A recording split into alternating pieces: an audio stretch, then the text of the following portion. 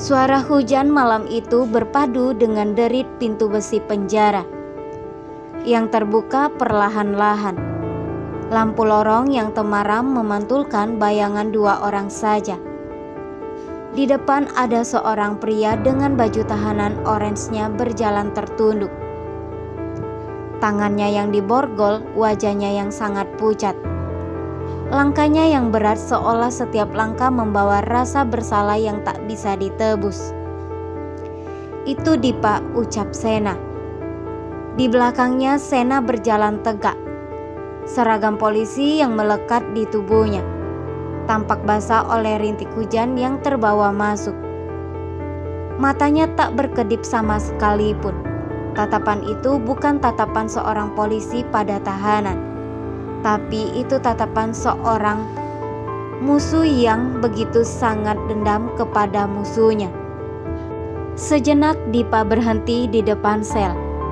Dia menoleh mencoba mencari sedikit belas kasihan di wajahnya Sena. Tapi sayangnya Sena sama sekali tidak ibah kepada Dipa. Karena dia selalu menginginkan jika Dipa masuk ke dalam penjara. Dipa yang berusaha untuk meminta agar Sena membantu dirinya. Tidak mudah untuk Sena membantu Dipa karena hal itulah yang telah dia inginkan sejak dari lama. Sena tertawa pendek, tawanya kosong tanpa emosi sama sekali. Dia merasa sangat senang ketika Dipa masuk ke dalam penjara. Hal itulah yang telah dia inginkan bersama dengan teman-temannya. Satu di antara masalah telah terselesaikan oleh Sena.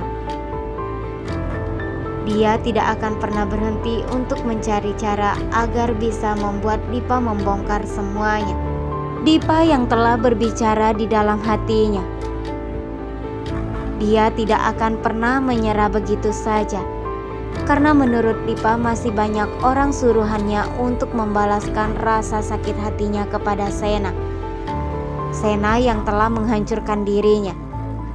Dan Dipa akan berusaha untuk mencari cara agar bisa membuat Sena mempertanggungjawabkan atas apa yang telah ia lakukan. Tidak segampang itu. Sena bukanlah orang yang mudah dikendalikan.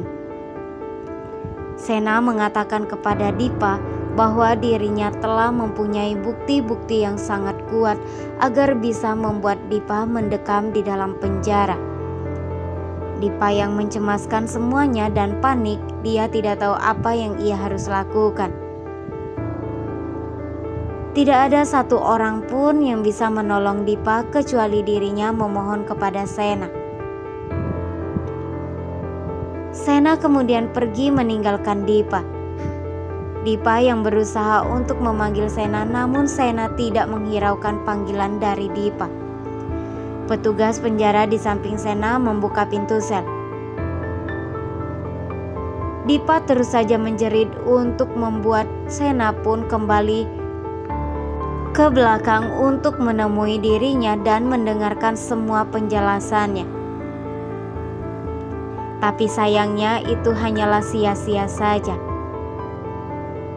Karena Sena tidak akan pernah mungkin untuk membuat Dipa pun keluar dari dalam penjara. Kemudian petugas langsung saja mendorong bahu Dipa. Tubuh Dipa tersungkur masuk ke dalam sel. Pintu besi tertutup dengan suara yang sangat keras. Dipa merasa sangat tidak dihargai oleh petugas tersebut. Dipa memegangi jeruji besi. Meski saat itu Dipa terus saja menjerit memanggil Sena.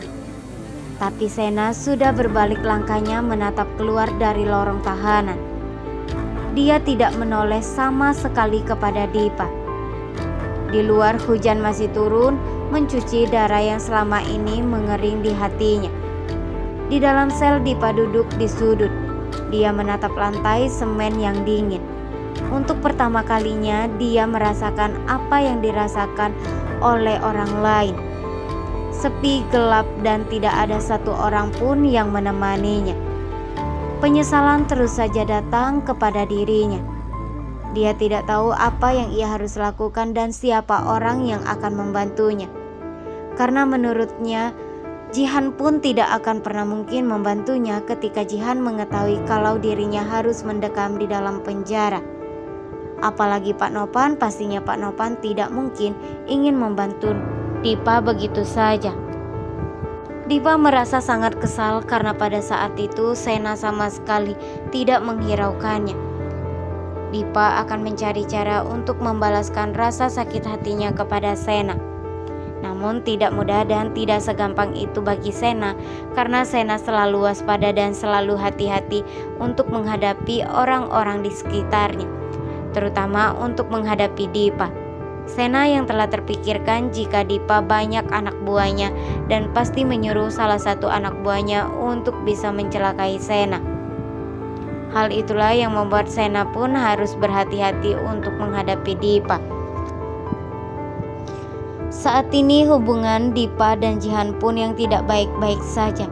Setelah Jihan mengetahui jika Dipa adalah orang yang sangat jahat dan bisnisnya pun benar-benar sangat ilegal. Di saat itulah Jihan yang berusaha untuk menghindari Dipa. Dipa terus sekali menghubungi Jihan, namun Jihan sama sekali tidak mengangkat telepon dari Dipa. Dia tidak akan pernah bersedia untuk menemui Dipa di dalam penjara. Apalagi Jihan mengetahui jika sebetulnya Dipa bukanlah orang yang kaya raya dan benar-benar bisnisnya sangatlah ilegal. Davina yang merasa sangat bersyukur karena telah diperjauhkan dari Dipa sebelumnya. Ia berpikir jika dirinya akan bisa mendapatkan laki-laki yang lebih baik dibandingkan Dipa. Sekarang hubungan Sena dan Dipa yang tidak baik-baik saja, malah hubungan Davina dan Sena yang akan selamanya tetap abadi. Sekarang tinggal satu permasalahan lagi yang membuat Sena akan mencari tahu tentang kebenaran, yaitu tentang kehilangan adiknya, yang sama saat ini belum terbongkar dan tidak diketahui jika Rian ataukah sudah tiada atau hanya menghilang saja. Karena tidak ada satu orang pun yang mengetahui semua itu selain dari Pak Nopan dan Bu Maya. Permasalahan satu persatu selesai dan Sena akan lanjut untuk menyelidiki tentang kasus adiknya. Sekarang dia ingin fokus untuk menyelidiki semua itu. Saat ini hubungan Dipa dan Jihan yang tidak selamanya bersama. Sena telah bisa membuat Dipa pun mendekam di dalam penjara.